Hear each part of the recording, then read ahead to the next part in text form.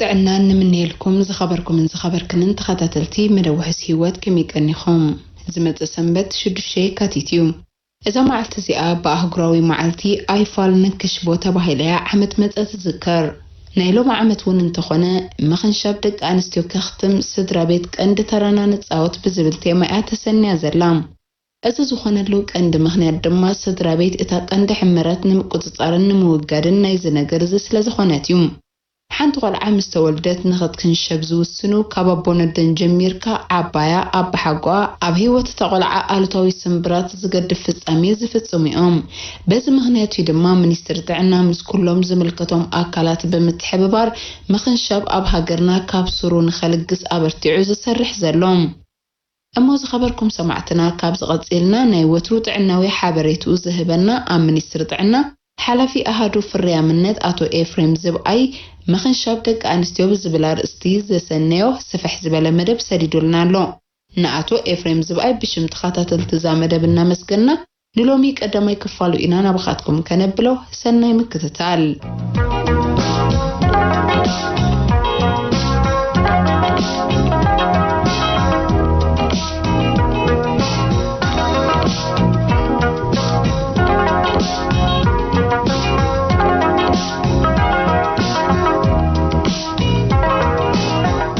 መኸንሻብ ደቂ ኣንስትዮ መብዛሕትኡ ኣብ ኤርትራ ዝኽሰት መጠን ሞት ኣዴታትን ዕሸላትን ጠንቁ ምስ ሕርስን ጥንስን ዝተተሓሓዘ እዩ መጠን ሞት ብዝለዓለ ደረጃ ንምንካይ ዝግበሩ ጻዕርታት ዛጊት ተስፋ ዝህብ ውጽኢት የርእዩ ኣለዉ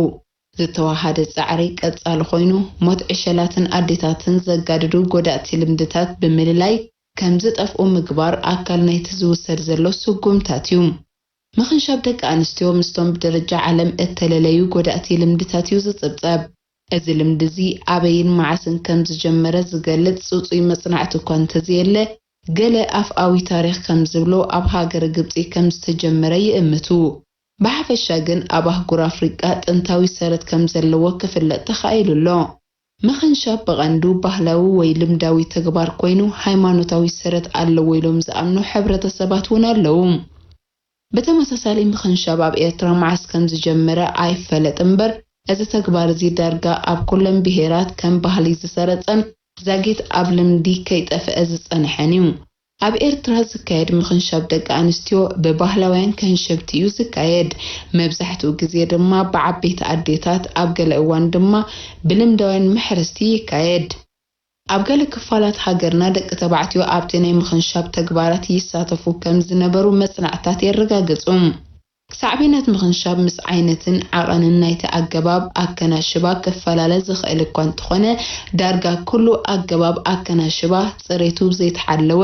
በላሕቲ ነገራት ዝፍጸም ስለ ዝኾነ ኣብ ልዕሊታ ህፃን ክወርድ ዝኽእል ሃስያ ብዝለዓለ ደረጃ የጋድዶም እዚ ማሰይቲ ካብ ብርቱዕ ጥዕናዊ ጸገማት ሓሊፉ ነባሪ ስንክልና ክሳዕ ሞት ዘብጽሕ ክኸውን ይኽእል ህፃን ውልድ ምስ ፈለት ክትክንሸብ ኣለዋ ኢሎም ዝውስኑ ወለዳ እምበር ባዕላ እታ ህፃን ኣይኮነትን ድምፃ ኣብ ዘይሰማዓሉ በይናዊ ውሳነ ድማ መጻኢ ህይወታ ብኣሉታ ይጸሎ ብዓይኒ ሕጊ ምዝርአውን መኸንሻብ ሓደ ካብቶም ኣብ ልዕሊ ደቂ ሰባት ዝፍጸም ምግሃዝ ሰብኣዊ መሰላት እዩ ነዚ ጎዳእ ልምዲ ንምጥፋእ ሕብረተሰብ ብዛዕባ ሳዕቤናቱ ንዘለዎ ኣፍልጦ ከብ ኣብ መባል ዘተኮረ ጻዕርታት ክካየድ ጸኒሑን ኣሎን እዚ ቀንድን ኣድማዕን ስጉምቲ ከም ዝኾነ ዝእመነሉ እዩ ይኹን እምበር ጎኒ ጎኒ እዚ ዝግበሩ ካልኦት ሓገዝቲ ስጉምታት እውን ኣለዉ ሓደ ካብኡ ነቲ ተግባር ዝኽልክልን ኣብቲ ጎዳኢ ልምዲ ተዋፊሮም ኣብ ልዕሊ ዝርከቡ ሰባት ስጉምቲ ዝወስድን ሕጊ ምውፃእ እዩ ተግባር ዝወፅእ ሕግን ኣፍልጦ ናይ ምዕባይ ጻዕርታትን ተዋሂዶም ዘምጽእዎ ለውጢ ዕዙዝ ይኸውን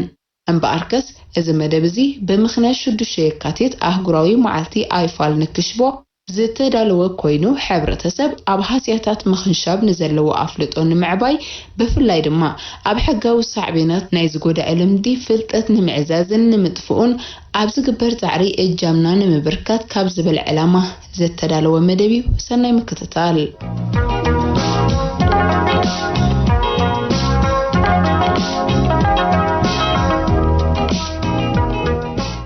መኸንሻብ ደቂ ኣንስትዮ ክንብል ከለና እንታይ ማለት እዩ መኸንሻብ ደቂ ኣንስትዮ ሓደ ካብ ጎዳእቲ ወይ ድሑራት ባህልታት ኮይኑ ቅቡል ብዘይኮነ ምኽንያት ምንም ስነ ፍልጠታዊ ምኽንያት ዘይብሉ ተግባር ኮይኑን ንግዳማዊ አካል መፍረይ ጓል ኣንስተይቲ ብከፊል ወይ ብምሉእ ምቑራጽ ወይ ቆሪጽካ ብምስፋይ ከቢድ ሃስያ ዘውርድ ተግባር እዩ። እዚ ተግባር ንፍወሳ ወይ ንጥዕና ተባሂሉ ዘይኮነ ብልምድን ባህልን ዝፍጸም ምጉዳል አካል ወይ ምስንካል ደቂ ኣንስትዮ እዩ። ምኽንሻብ ደቂ ኣንስትዮ ንጥዕንአን ዝሃሲ ንምሉእነትን ዘጉድል ንንጽህንአን ዘርክስ ንሰብኣዊ ክብረንን መሰለንን ዝገህስ ዘይስነ ፍልጠታዊ ኣዝዩ ሓደገኛ ዘየድሊ ጎዳኢ ልምድንያታን ጥራይ እዩ። ኣብዚ ሕጂ እዋን ዘሎ ዝርግሕን ዓቐንን ክሽፎ ምስ እንርኢ ኣብ ዓለምና ካብ 100 ክሳብ 140 ሚልዮን ዝኾና ደቂ ኣንስትዮ ከም ዝተኸንሸባን ዓመታዊ 3 ሚልዮን ዝኾና ደቂ ኣንስትዮ ንምኽንሻብ ተቓሊዐን ከም ዘለዋ ጸብጻብ ውድብ ጥዕና ዓለም ይሕብር። እዚ ቁጽሪ ድማ ኣብ 28 ኣብ ትሕቲ ሰሃራ ኣፍሪቃ ዝርከባ ሃገራትን ኣዕራብን ብተወሳኺ ድማ ኣብ ላቲን ኣሜሪካን ኤስያን ይርከብ። እዋናዊ ሓበሬታ ከም ዘረድኦ ኣብ ዓመት 2019 ጥራይ ኣስታት 4.1 ሚልዮን ኣዋልድ ተኸንሺበን ክኾና ከም ዝኽእላ ውድብ ጥዕና ዓለም ይእምት። ስለዚ ክሽቦ በዚ ዘለዎ ናህሪ እንተደኣ ቐጺሉ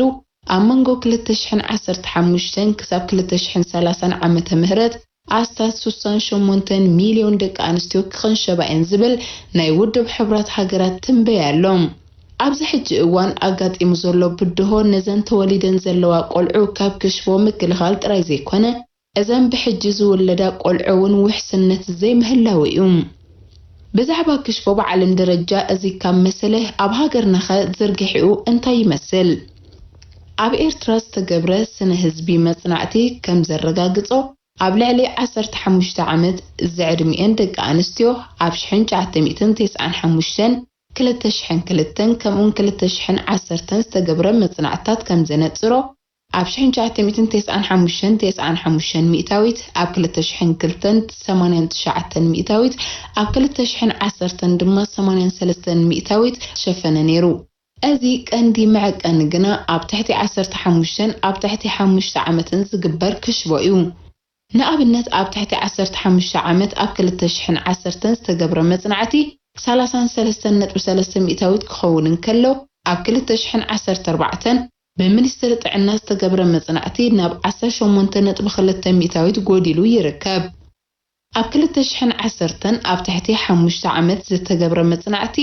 11.5 ሚእታዊት ክኸውን እንከሎ ኣብ 2014 ብሚኒስትሪ ጥዕና ዝተገብረ መጽናዕቲ ድማ 6.9 ሚእታዊት ወሪዱ ይርከብ። እዚ ውጽኢት ኣዝዩ ኣተባባዕ ጥራይ ዘይኮነ ጨሪሽካ ኣብ ምጥፋእ ንዝግበር ጻዕሪ እውን ተስፋ ዝህብ እዩ።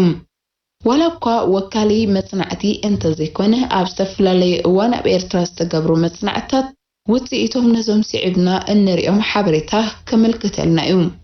ትሕቲ 15 ዓመት ኣብ 2010 33.2 ሚእታዊት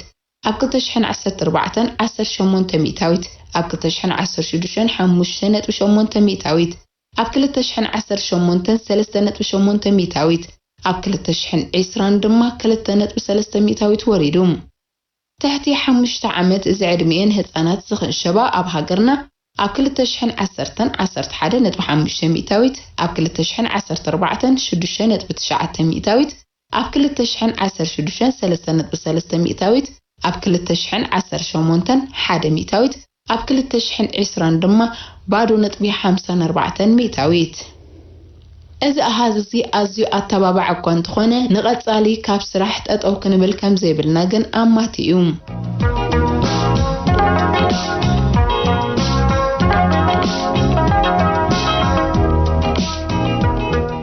ምኽንሻብ ደቂ ኣንስትዮ ብመን እዩ ዝትግበር? ክሽቦ ኣዝዩ ሓደገኛ ካብ ዝገብሮ ብኣዝየን ዝሸምገላ ዓበይቲ ከንሸብቲ ልምዳውያን መሕረስቲ ዓበይቲ ዓዲ ኣብ ገለገለ ሃገራት እንኮላይ ደቂ ተባዕትዮ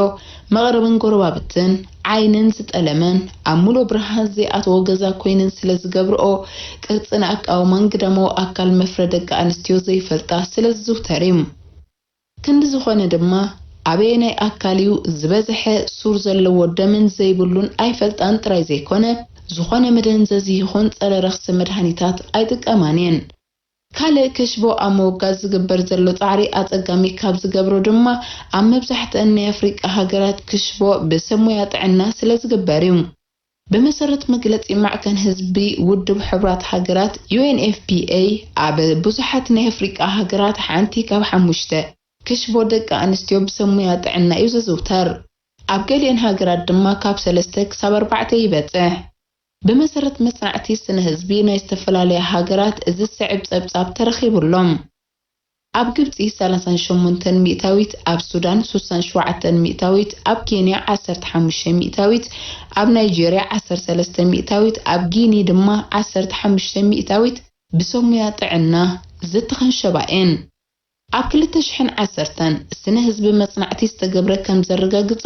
ትሕቲ 1 ሚእታዊት ኤርትራውያን ደቂ ኣንስትዮ ብሰሙያ ጥዕና ዝተኸንሸባኤን ነይረን ይኹን ደኣምበር ድሕሪ እዚ እዋን ግና ኣብ ኤርትራ ምኽንሻብ ብሰሙያ ጥዕና ኣይተራእየን ዘሎ ኣበይ ናይ ዕድመ እዩ ምኽንሻብ ብብዝሒ ዝዝውተር ክሽቦ ደቂ ኣንስትዮ ከከም ሃገሩ ብሄሩን ቀቢላን ዝፈላለ ኮይኑ ኣብ ገለገለ ዓድታትን ሃገራትን ኣብ ግዜ ቆልዕና ማለት ኣብ ውሽጢ 2 መዓልቲ ድሕሪ ምውላዳ ክኸውን እንከሎ ኣብ ካልኦት ዓድታት ድማ ኣብ ግዜ ግርዝውና ማለት ኣብ እዋን ምርዓይ ትግበር ብሓፈሻ ምኽንሻብ ካብ ዕድመ 0 ክሳብ 15 ዝዕድሚአን ደቂ ኣንስትዮ ይፍጸም ኣብ ኤርትራውን ካብኡ ዝፍለ ይኮነን መብዛሕትኡ ኣብ ኤርትራ ሃገርና ብመሰረቱ ብልምዲ ትሕቲ 5 ዓመት እዩ ዝትግበር ንኣብነት ኣብ 2010 ዝተገብረ መጽናዕቲ ከም ዝሕብሮ 34 ሚእታዊት ምስ ተወልዳ ኣብ ውሽጢ ወርሒ ወይ እውን ትሕቲኡ ክኽንሸባ ከለዋ 59 ሚእታዊት ቅድሚ 5 ዓመት ምምልአኔን ተኸንሽበን 27 ሚእታዊት ድማ መዓዝ ከም ዝተኸንሸባ ኣይፈልጣኔን ንምኽንሻብ ዝጥቀመሉ መሳርሒ እንታይ ይመስል ንምኽንሻብ ዝጥቀማሉ መሳርሒታት ጽሬቱ ዘይተሓለወ ኣብ ገለገለ ድማ ብሓንቲ መሳርሒ ንኻብ ሓደ ንላዕሊ ህፃን ምኽንሻብ ዝካየድ ንኣብነት ኣብ ኡጋንዳ ብሓንቲ መሳርሒ ን32 ህፃን ዝኸንሸበት ሕማም ኤዲስ ከም ዝለከመቶም ዝፍለጥ እዚ ኸኣ ነቲ ብምኽንሻብ ዝፍጠር ሓልክታት የዛይዶ ክሳብ ሕጂ ብመጽናዕቲ ተረጋጊጹ ከም ዘሎ ከንሸብቲ ዝጥቀመሉ መሳርሒ ላማ ወይ መላጸ ካራ በሊሕ ጥርሙስ መቐዝ ብዘይገለ ምድንዘዚ ጽሬቱ ዘይተሓለወ እዮም ድሕሪ ምኽንሻብ ቆስሊን ክነቅጽ ከም እውን ኣካል መፍረን ክጸብብ ብዝብል ካብ ዝተፈላለዩ ዓይነታት ሱር ዝተዳለወ ሓረጭ ይጥቀማ ክንደይ ዓይነት ክሽቦሎም بتغلال أب علمنا 4 عينت كشفو إزلو نساتهم دما قداماي درجة كشفو كالاي درجة كشفو سالساي درجة كشفو كمون رابعاي درجة كشفو يبهالوم أتك قداماي درجة كشفو أبزا عينت بخنشاب بمولو يخون بخفيل مغرات قدبة مالت أبجزيت أوتا وركب ناي سمعيت أكاليو زشفنو قربتن يقلم كالاي درجة أكل درجة كشبو بمولو يخون بخفيل مغرات قدبن نؤس كنفر رحمن سالساي درجة كشبو أبز درجة زي بخفيل وي بمولو مغرات قداماوي بلعتي دكانستيو مالت قدبة نؤسن عبيتي كنفر رحمي كمون مسفاين وي ملقب بخلتي وغن ناي رحمي تسافيو بمعتاو نمحلة في الشنتن ورحاوز اقياتن زخون تسبب أف وي كادات راي قداف رابعين موداتان درجة كشفو إذا كشفو زي كل عينتات مالت كاب قداماي كساب سالساي درجة عينت كشفو زتقاللو كوينو أب رأسيو دما مسكار مندال مجندح مفحفحن متقواسن أب قداماوي أكال صوتا خوينو كم أون تبالعي مالت زكاتل قوصلي يقبرلوم بستغير مصنعتي إذ رابعي درجة كشفو أب إرترا يلن أب إرترا أزيو زوتور عينت مخنشاب قداماين كالاين كخونن كلو اتسالساي درجة دما أب إرترا صوماليا سودان جوبتن يزوتر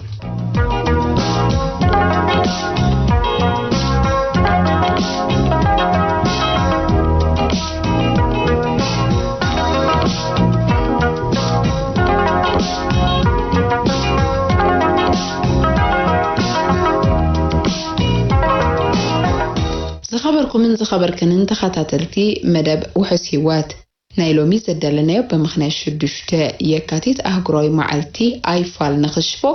ዝተዳለወ ቀዳማይ ክፋል ትሕዝቶ እዩ ነይሩ ነዚ ዝሃበና ድማ ኣብ ሚኒስትሪ ጥዕና ሓላፊ ኣሃዱ ፍርያምነት ኣቶ ኤፍሬም ዝብኣዩ ደጊምና ንኣቶ ኤፍሬም ዝብኣይ ብሽም ተኸታተል ተዛመደብና መስገና ኣብ ዝቕፅል ካልኣይ ክፋል ትሕዝቶና ስለምንታይ ክሳብ ሕጂ ክሽፎ ቀፂሉን ካልእን ዝብል ኣርእስታት ኢና ናባኻትኩም ከነብል መኽንሻብ ደቂ ኣንስትዮ ከኽትም ስድራ ቤት ቀንዲ ተራና ንፃወት እናበልና ነፋንወኩም ስለምክታልኩም ኣዝየ ዘመስግን ኣርያም ጎይትኦም ክሳብ ኣብ ዝቕፅል ሰሙን እንራኸብ ሰሰናይ ንኹለና